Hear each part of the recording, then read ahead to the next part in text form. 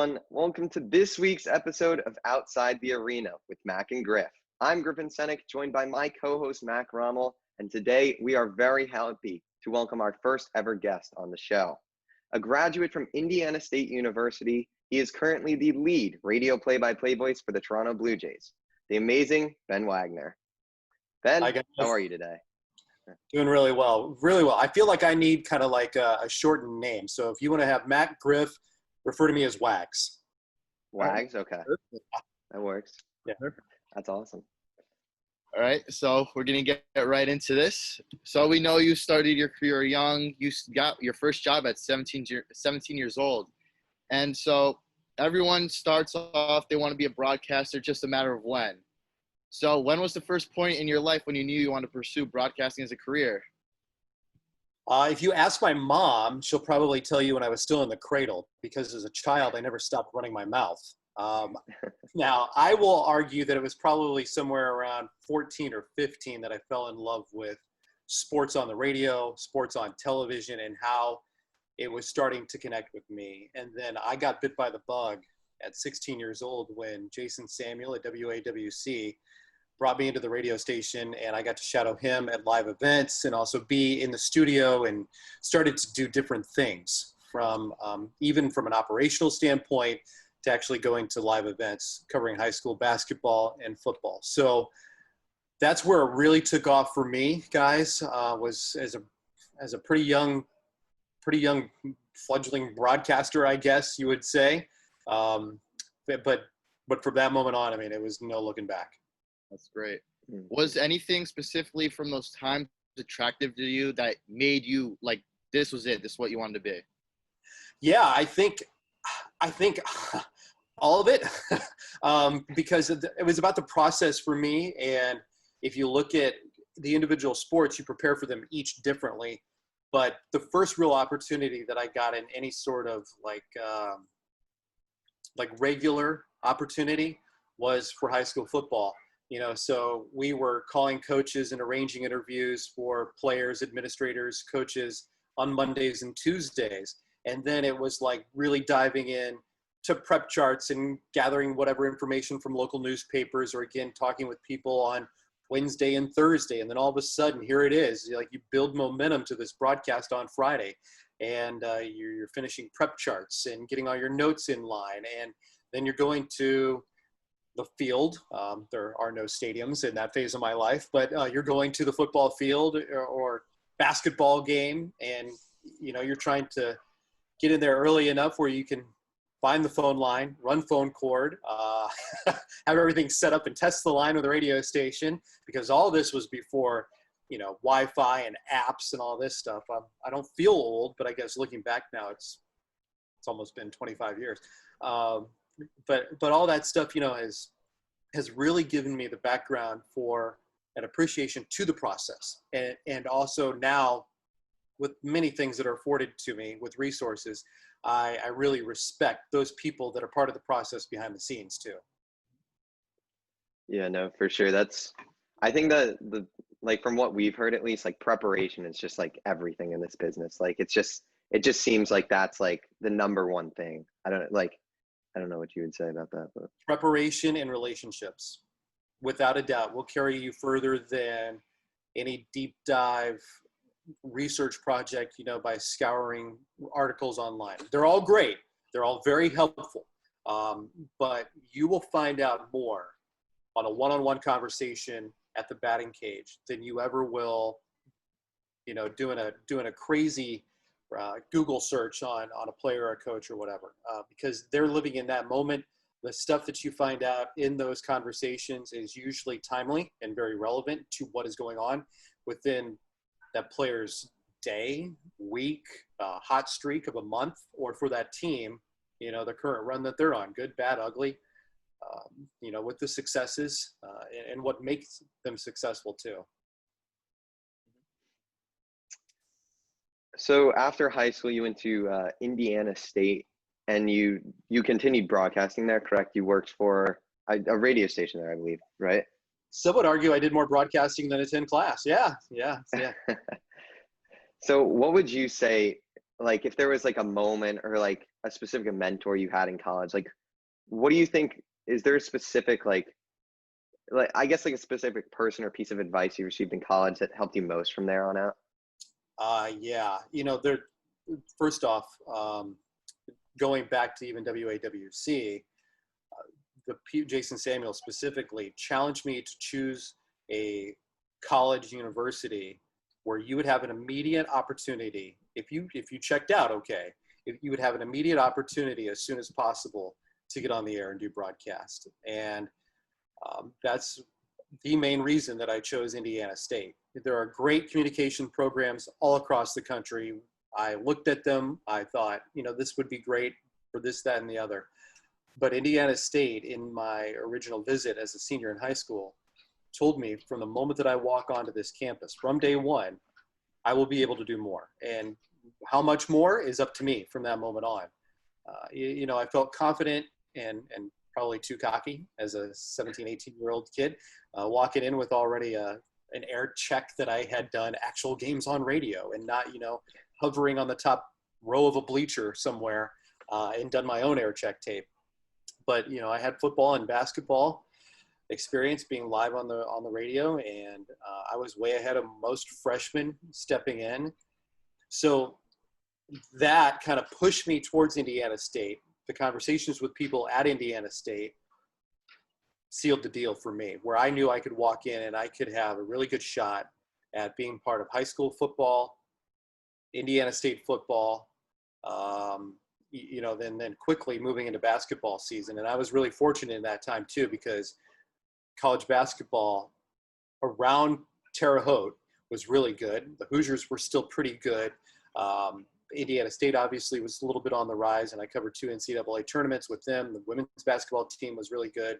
So I was fortunate in that regard that it kept feeding the beast within me, because I was able to cover really good athletes and successful seasons.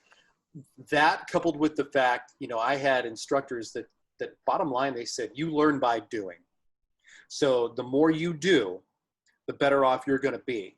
And the goal here of this 3 or 4 or 5 year window for undergraduates is to leave campus with a solid background in education, a reel that they can be proud of, whether it's TV or radio, and to hone those skills so you're comfortable with the sound, so you're presenting yourself, at the earliest stage in your career. And that learn by more, or learn by doing, really pushed me to do more, and do more at the college radio station, to look at other opportunities within the university radio network, and to try to work in local radio and television while I was there too. So Jason Samuel, was kind of the guy that taught me how to cut my teeth. And when I got to Terre Haute, Dave Sabini, who was in charge of the radio station on campus, Brian Fritz, who was I think he was like in his 2nd or 3rd year running the radio network, or as the voice of the Sycamores, gave me and a couple other students an opportunity to work really closely with him on football and basketball. And then the guys at the radio station too. You become your own healthy competition, kind of like a player fighting for that last spot on the roster in spring training, where you drive each other. So Rich Lidstrom, who was an upperclassman, I gravitated to right away. Chad Smith was another freshman, where we were on campus, I think within the first week or 10 days, we were working together as freshmen doing a high school football game that Friday night. So it was definitely those guys, that provided the push, and also, a real big incentive to keep the grind going for 3 or 4 years. Yeah. So you were saying how that you wanted to go to Indiana State. You liked how you would have hands-on experience right away. Was that the main focus when you chose there, or did you like the education part of it as well? That's the main focus. I know people bristle, or, people would get a little offended by that, depending on how they, value whatever it is. But I had a really clear picture of what I thought would be the best, just because of the influences that I had and the people that I were talking to. And at that time too, I was starting to network with people in Indianapolis and people that I became big fans of in overall broadcasting. And I was researching how they were doing their process, and it validated everything that I had kind of conjured up in my own mind about going through preparation and trying to get to where I wanted to be. And where I wanted to be was a really good broadcaster at a really young age, and then try to take that first step forward, whether I was a freshman on campus or walking out as a senior, all those things. And that process for me became very, very important. So, the ability to be around coaches, administrators, and student athletes when you're in college is really important. Yeah. Out of college now, some of your earlier, like, bigger jobs, I guess you could say, was in minor league baseball. So what steps did you take, and, like, how did you end up getting those jobs? Like, what did you do to interview for that? What did you do to prepare for those jobs? Stuff like that. Yeah, it's funny how it's all connected, because it boils down to relationships, and networking is a big part of it too. And honestly, in broadcasting, you hope the cream rises to the top in a lot of cases, and you get jobs you earn, bottom line. So, in those first couple of years, I was trying to do everything from volleyball to softball to, the biggies, obviously, with basketball and football, sure, but also, networking within the community. And then my sophomore year, Indiana State became the flagship of our baseball team. That was a huge step forward, because it put me around an individual ball club in bigger pockets of time. And in college, when campuses clear out in early to mid-May, well, there's spring sports that continue, and baseball was one of them. So, half of our student radio station packed their suitcase and headed back home. Somebody had to cover these games. So I eagerly raised my hand, and I said, yeah, I'll do another 20 broadcasts, sure. And then that's where that sophomore summer was a really big kind of leaping point for me, because I was around a club, around coaches. They made me feel incredibly welcome, and they gave me a lot of belief into how I was conducting myself too, on both the professional front, but also kind of that, like, relaxed nature that you can fall in love with baseball. And then you started to get some feedback from, on my end at least, parents and family members that would come up to the top of the bleachers where the press box was situated at Sycamore Field at that time, or you'd see them on the road, and they'd wave at you and say, hey, great job last weekend, or couldn't get to the game at Xavier, had to listen online, did a great job. So, those moments of reinforcement, when you're coming up with people that your main audience is going to be friends and family only, or a cat, a dog, a cow, if somebody leaves the radio on in the background, that validation is really, really important. And it was extremely important for me, because it gave me that courage and gave me a lot of momentum, to keep going. So putting together a reel, those last couple of years where I thought I was comfortable with my sound and had a really good working knowledge of what was happening, that was really important. And then I started to think about, all right, what are we going to do? From a broadcast perspective, what's the next step? Can you go into local radio, television? Do you want to try to work your way up market by market size that way? And I had long conversations with professors and other people in the business, and they said, the baseball winter meetings is a really good stepping stone for people that want to find out what they can do on air. You get a chance to get in there, talk with teams. You may have an opportunity to work in your backyard. You may have an opportunity to see other parts of the country, depending on if you can land a job. Okay, this baseball thing sounds great. So what do I do? And one of the professors said, you know what? A couple of years ago, this guy named Dave Wilson went to the baseball winter meetings, and he got a job. You should call him. At the time, Dave Wilson was the broadcaster with Lake County, a brand new franchise in North Central Ohio with the Indians. And I called him and eagerly said, hey, I'm Ben Wagner. I heard you got a job. I want to do the same thing. What do I need to do? And Dave said, all right, you got to put your research shoes on. And he said, in the lower levels of minor league baseball, there are traditionally jobs that open up annually. You need one of those jobs because you're not going to walk into Memphis or Louisville or Buffalo or wherever and be the number one guy. You may be the number two guy in a small sample size, and I don't want to knock anybody that lands a huge job, right? I don't want to, I'm not knocking the process whatsoever, but here are steps that worked for him, and here's kind of the roadmap that he had. Maybe I should try the same way. Okay, well, baseball winter meetings at that time were going to be in New Orleans, and I had done my research and made some calls to lower level New York Penn League teams and a handful of teams like Billings, Montana, Salem, Winston-Salem in North Carolina. Found out some other job opportunities, and one job that Neil Solantz was in charge of was at Lakewood with the Blue Claws. And they annually, because of this process, brought in young people to be assistants. And in his case, media, public relations, and broadcast assistants.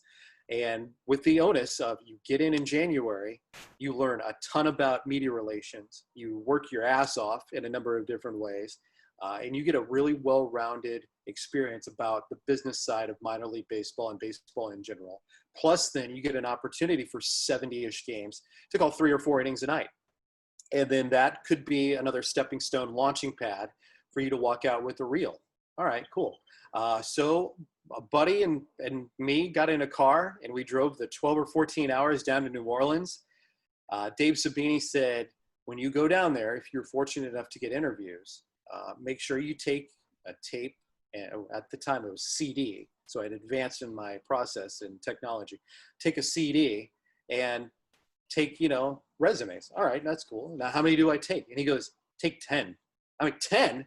You expect to work the room and pass out dozens or hundreds, perhaps, of these tapes and resumes. He goes, there's not going to be that many jobs, Ben. You got to look at the big picture here. There's not that many jobs, so don't bog yourself down with lugging around 50 CDs in your shoulder bag or your backpack.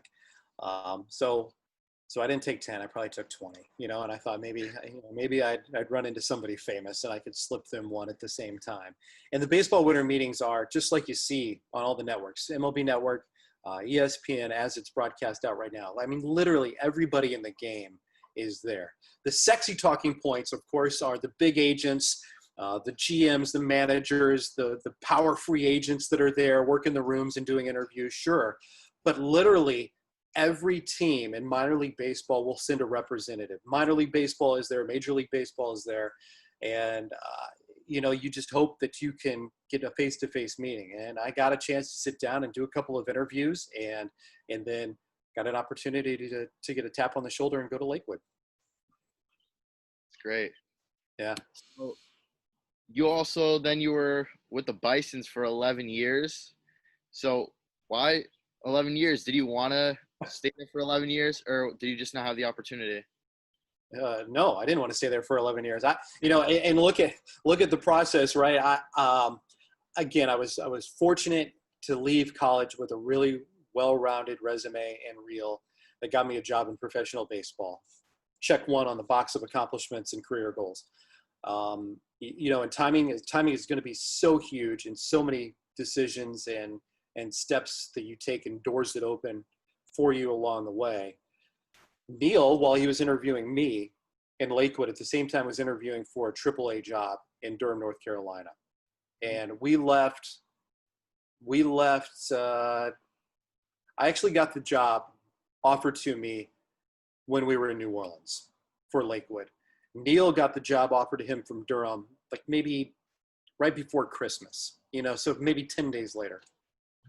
And he calls me and he said, you got to be ready because I'm going to Durham first week of January.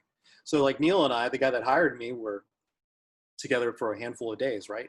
So that's another opportunity. And in that time that it took for them to make a decision and hire another broadcaster with sales experience and all these factors in, right? Like what are the other specialties besides figuring out how to set up the radio equipment and call 9 innings? They become very important at the minor league level because you have to wear so many hats. In Lakewood, and I said to my boss at the time, I said, I'd really like to apply for this job and talk more about it, to see what I could do. And they said, we really need somebody with sales experience for a full-time position. Okay, that's fine. So I worked hand in hand with Brett Pollock for almost the entirety of that year. Brett was, I think he took the job from Texas, and then he came back. He's a Philly guy. So he got back east, and he had another opportunity to pursue. So he left Lakewood after 1 year. And he was, you know what, he was really honest with me and fortunate to set me up in a great position, because before he left, he told the organization in, let's say, August. So, and he told me, you know, it wasn't going to be a long-term thing for him. Okay. So I was like, you know, do what you can in these 2-3 weeks, and then force the organization to make a decision with you involved. And so that was a huge thing. And I thought, all right, now I'm going to stay in New Jersey. And then after my first full year in New Jersey, first opportunity to interview with the AAA team. And, you know, a million moving pieces behind the scenes, and none of these job processes work as fast as you want them to. And that didn't work out for me in that opportunity, but it gave me more energy, more enthusiasm that what we were doing was paying off and working out, you know, for my broadcast career goals. And then after my second year in Lakewood, another late job hire by Cleveland when they took Jim Rosenhaus from Buffalo, that opened the door for me. And much like any job that anybody applies for, you got to send your information out. The people in Buffalo got it. We did a couple of phone interviews, and then I went to Buffalo and met one-on-one for a day, fly in, fly out. And, you know, your head's spinning and you're thinking, oh my God, you know, here it is, a great opportunity to move to a great market, have an awesome job with an organization that completely cares about how they do things at a big league level. And so, you know, that led to this other step right now that thrust me into this Buffalo thing. Whoa, okay, let's figure out where the copy room is and what to do now at this higher level, and what I'm going to sound like now, and work with this station. And a couple of years after that, I got an opportunity to interview with the Dodgers. And that was a life-changing but very adrenaline-giving opportunity for me. I mean, just pump more of that into my veins. And that was right before 2009, where I went out, I auditioned. It could have been a TV/radio job, multimedia job. And, you know, didn't work out, obviously. But, you know, it continued to give me encouragement and the will to drive. And there were other opportunities, you know, that came up, and I was a finalist for a handful of other opportunities, and they never broke in my fashion. Guys that got jobs that I was really close to, I was elated that they got the opportunity because they were in the same process as me. And, you know, there are some times where you become really frustrated, and it hurts, man. It hurts when you think that you've done everything you can to land these jobs and you just fall a little bit short, whether it was your own doing or not. Sometimes, you know, however an organization plans for different roles, they think people are best suited, or they're worried about you in a lower profile job leaving after a couple of years, and they don't want to go through this again. So whatever, nothing worked out in my favor until I hit the lottery with Toronto. Yeah, so kind of adding on, I guess, to the Toronto thing, like when you found out that, you know, Jerry Howarth was retiring and that you were going to be the guy that was going to be the lead play-by-play radio guy for the Blue Jays, like, what was going through your mind? Like just describe like how you felt, really. I can't describe it. It's indescribable. It really is. It's every emotion, from the oh boy, here we go, to the, you know, sense of accomplishment for a process that you dedicated so many miles in buses and nights away from friends and family, and sacrificed so many birthdays and weddings and other celebrations that you had to miss out because you were, you know, lugging equipment up the stairs in Hagerstown, Maryland, or on an overnight bus ride to Lexington, or, you know, a wake-up call at 3:30 in Georgia to get the bus to the airport, to get a flight back to Buffalo and do a broadcast that night, you know, and you're just exhausted, you know, after doing some of these things. So that sense of accomplishment for myself, my family, the support network from my wife to my mom, my dad, you know, the people that were believing in me, rung by rung, frustration by frustration, from satisfaction to satisfaction, It was an incredibly humbling moment, but it was really overwhelming emotionally for me, obviously, sure.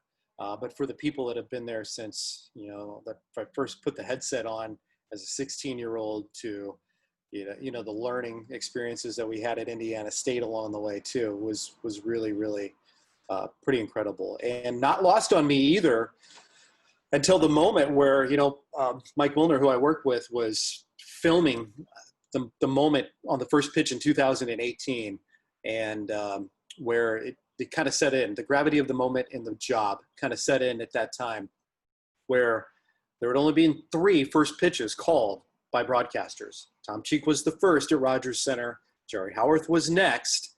And then there's this guy that got an opportunity to say, welcome to opening day, and here's the first pitch of your new season. So that was really cool. Opening day was an incredible experience. And, opening day for me is always special, regardless of the circumstances in the world, just like coming up for me in this year, as crazy as it is and uncertain. Opening day is just a moment and a day that I just enjoy from start to finish. So, Jerry retiring was a shock to everybody. Jerry is a legend. People that say they miss Tom and Jerry or they miss Jerry on the radio, hell, I miss Jerry on the radio. I mean, I loved tuning into Jerry Howarth's broadcast, the stories and how he dedicated himself to his own processes to drum up all this background information, and the relationships that he had with people was really an education in its own right for me, since knowing him in 2012, first time we met, but really listening with a passionate ear from 2013 on, because he was so locked into the players, the coaches, the organization, and their decisions and how it affected me in Buffalo. So that was a really, really awesome time in my life. That's great. I like how you said how it was stressful for not just you, but your family, friends, and everyone.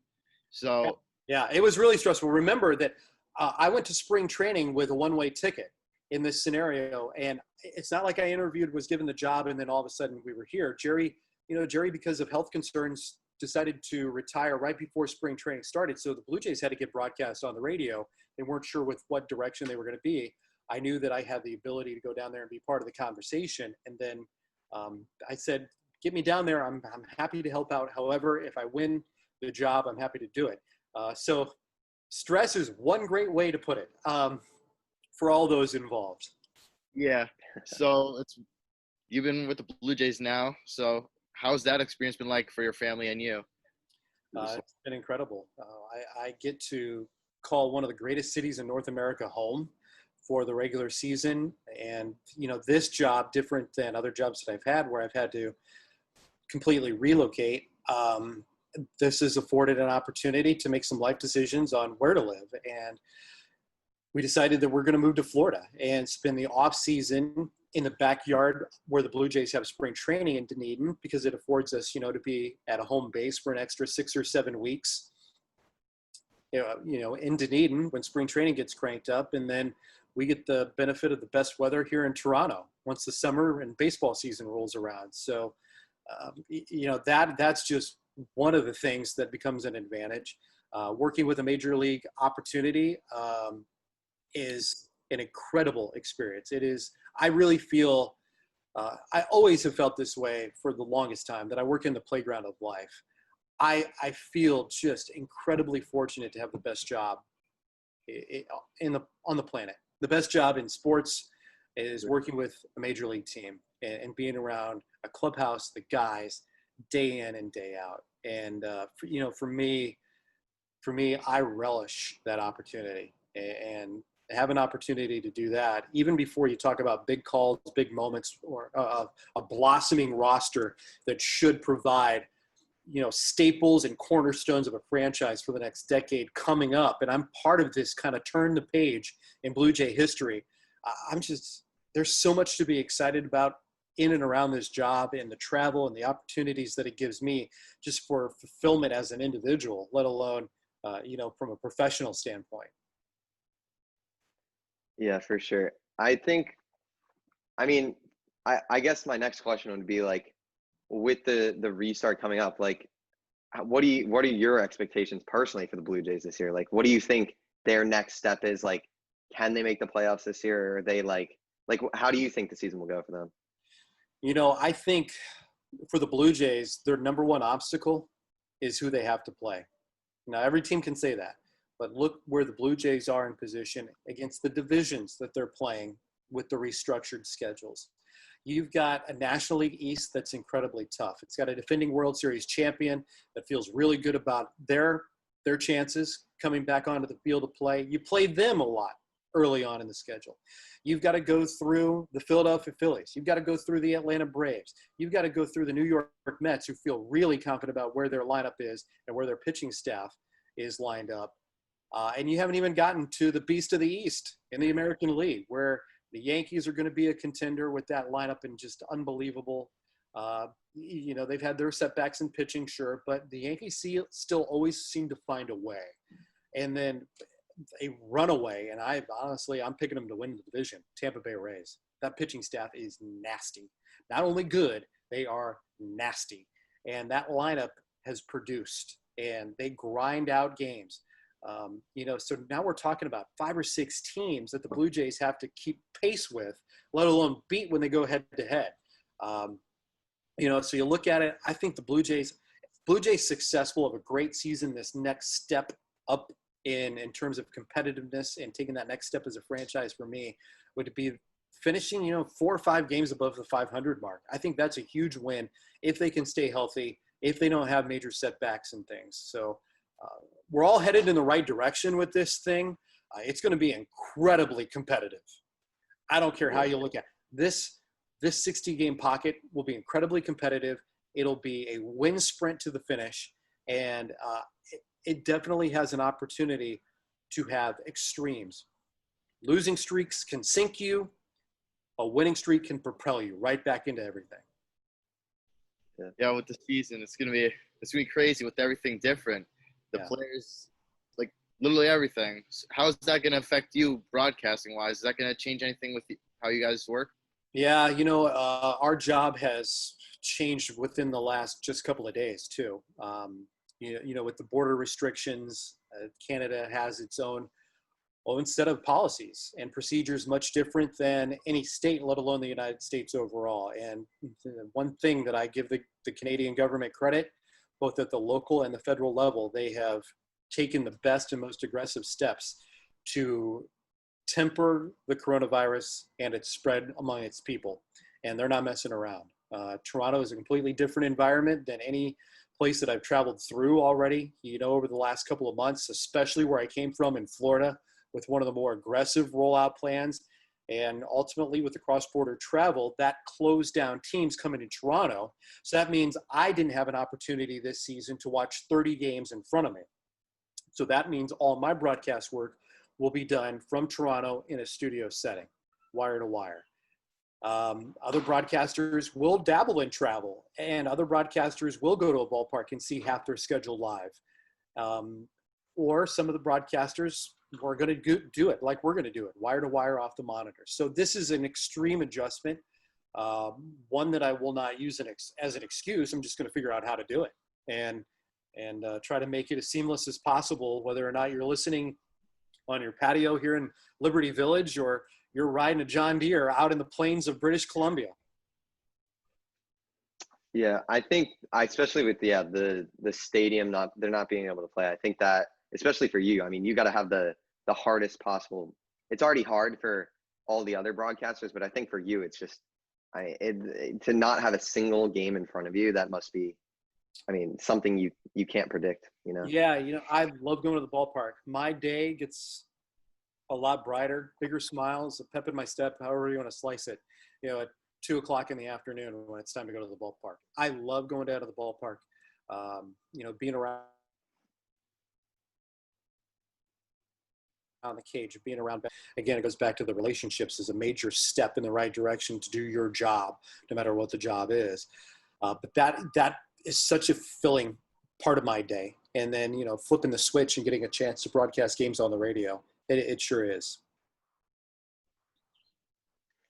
It's crazy. I'm not sure you're going to do it, but you're going to be great. I We're can't even, gonna go. I can't even think about it. Like it's gonna be so hard, but it's great that you're gonna figure it out. But I've heard guys say it's hard. I'm always a half full guy first and foremost, and I'll paint unicorns and rainbows and sunshine. I'm good with that. There have been guys that I've known along the way that have already been asked to do exactly this. I've got friends that work at the Big Ten Network, that work at ESPN, and not only have they been asked to do games remotely or Remy broadcast, they've been asked to do pretty significant games. I've got a buddy that was asked to call a bowl game, college football bowl game, from a studio in Bristol on ESPN radio. So I'm tapping into those resources and saying, what worked well for you in this situation? I've got another friend in Mike Monaco who has an incredibly blossoming career right now on a number of different fronts. He has done college baseball for the Big Ten Network and college softball for the BTN on monitors. He's done it in a truck. He's done it in a studio, with other resources. And I say, give me your cheat sheet. Tell me how you do this and what went well, what didn't work. And I'm trying to take away as many obstacles as I can, so our broadcasts work as fluidly as possible. Yeah, no, I'm sure it's going to get resolved, but I'm sure it'll take a little getting used to it to start, but Sure. that's just how the world is right now, I guess. Kind of to wrap up to the whole podcast, just some general advice, kind of connecting everything. If you had to give like one piece of advice to like young broadcasters like us to get a head start in the industry, what would you say is maybe the most important thing to do like right now? Right now, try to do as much as possible and get as well-rounded of an experience as you can. I'll reference one experience that was completely life-changing and how I approached doing my own broadcast and setting up equipment and doing things is, one, have willingness to do a lot of different things, because you may take value from that project or obstacle or, oh no, what are we going to do? All hands on deck moment. I got an opportunity to work for ABC News my junior summer in college, sophomore or junior summer, and the ABC News and a lot of the news agents in Terre Haute, Indiana, because there's a federal prison there, and it was the execution of Timothy McVeigh, who's known as the Oklahoma City bombing. They recruited a lot of college kids to basically be labor and grunts and runners and help with tear down and setup. And I got a really good appreciation with that experience in understanding that it's such a massive project to put on a broadcast, whether you're doing college radio, a high school game, or you're trying to take ABC News from a field in Indiana out to New York City and then pump it across to every affiliate on every network on ABC News that night. It gave me a really big appreciation to forward thinking, coming up with creativity, and that kind of process helped me do different things in my broadcast in Lakewood. And that then said, here's what I need to do this, that, and the other, to do things differently in our broadcast and take it this next level in Buffalo. So that opportunity of doing extra things and things that just aren't necessarily calling game-winning shots or walk-off home runs, they add value to it. So you got to learn by doing that way. You have to listen to your own broadcasts and with a constructive ear say, I like how I sounded there. This was good. This wasn't good. And offer that for constructive criticism to people that you connect with. There are broadcasters out there that like a particular style. Maybe they like the person, but they don't like the particular style of broadcaster. So you could talk to those people and have, or steal an idea about their process and how they find, resources or things along the way. Those are really, really important steps, especially for young broadcasters. And you have to be okay with some failure. And for me, I felt my greatest failures were failing to win jobs that I wanted, or I thought were logical steps in my next career. And some of them really hurt more than others. Some of them were paralyzing, for pockets of time in my life. You have to be able to get past that and understand that it's definitely going to come. It's definitely going to come. You just have to dedicate yourself to the process and continue to get better on the air each and every day. Yeah, we learned something similar. I'm not sure if you know of him, but we attended the Bruce Beck broadcasting camp. He's like a local broadcaster around here. And what I took away from that, I really liked, you can't learn if you don't make mistakes. So I like the reassurance of that word. You're going to grow as people. You're definitely going to grow as a broadcaster. Yeah. You know, I really think I grow every time I'm on the air. I grow every season. Do I grow, the way that I describe a fastball? I'm not sure, but I have a growth in my process and my preparation and how I relate to other people, how I relate to the listeners. We're all going to do that. And yes, you have to have that growth in your own career too. And it's going to happen with just nature. The only thing that's not growing is my hair these days. It's just, that's a fact of life. So harness that good head of hair that you both have and get on TV. All right. But I know Bruce Beck, I know Dave Popkin, the guys that, are working behind the scenes, and they put together an incredible workshop for you guys. And obviously they have transitioned and done a couple of things to make it as beneficial as they can for you and young broadcasters that are out there, because it's an awesome, awesome business to be a part of. Thank you so much, Ben. This was a blast to have you on here. You're welcome, Mac. Griff, thanks for having me. Appreciate it. Thank you everyone for watching this episode of Outside the Arena with Mac and Griff. Stay safe, everyone, and we'll be sure to drag another person outside the arena next week.